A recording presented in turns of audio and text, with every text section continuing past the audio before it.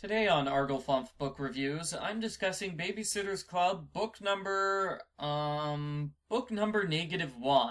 The Summer Before. This book takes place before the series officially starts, and it was written 10 years after the series officially ended. Try not to think too hard about the timeline, it's confusing.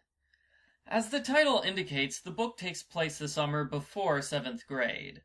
All of the girls get 4 chapters to describe what happened to them during the summer, except for Kristy. Kristy gets 5 chapters. Even in the prequel, she tries to take control of everything. Kristy starts things off by writing a letter to her dad in California. She hopes that he will return to the East Coast for her 12th birthday. Sadly, I think Kristy's dad is more likely to attend Claudia's birthday party, which is a pool party for girls and boys. Ooh, how scandalous! Kristy gets a phone call from the Pikes, who need 2 babysitters. This leads to Mary Ann getting her first ever babysitting job. Sitting at the Pikes goes well, and Kristy declares that Mallory Pike is a deputy babysitter. Good news. Mary Ann's father says she's an official babysitter now. Bad news. He also says she can't babysit by herself. A second person must always be there.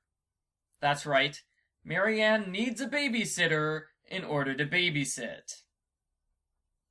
Kristy's letter to her father is returned unopened. Somehow, this causes Kristy to think that he will show up at her birthday party. I honestly have no idea how Kristy comes to this conclusion. She's normally a smart kid. Speaking of surprise birthday visits, a high schooler named Frankie Evans arrives at Claudia's birthday party. He's good-looking, sensitive, and he's in a band. Her world starts spinning whenever he's around. Summer lovin' had me a blast.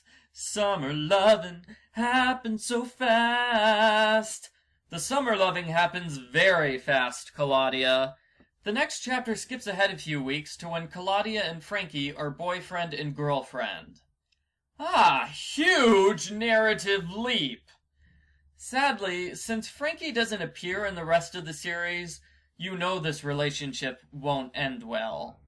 Kristy has a birthday party at home, and every time she gets a present, she is disappointed when it's not from her father.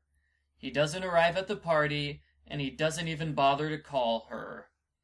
Afterwards, all of the girls come together to cheer Kristy up. So stupid. I really believed in this time. It's not your fault, Kristy.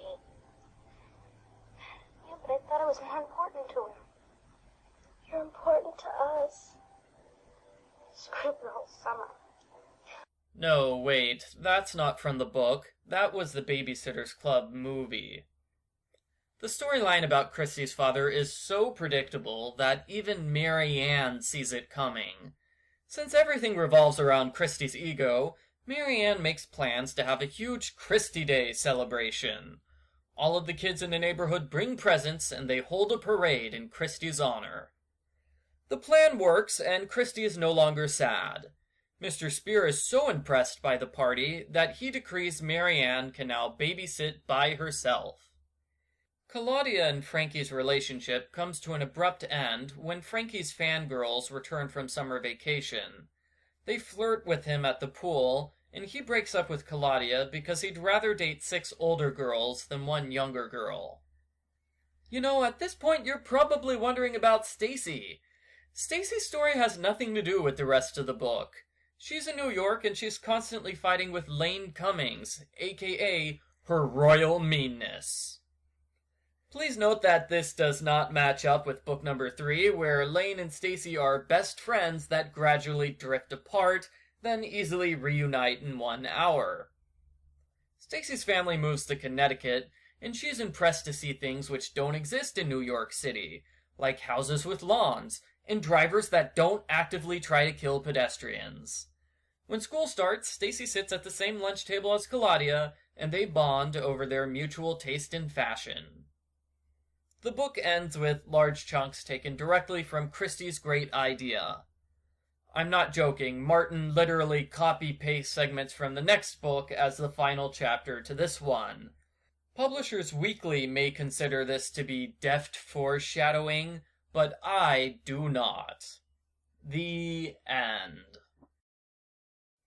Post-book follow-up. The main problem with this book is that it gives equal time to all four girls, even though their stories are different lengths.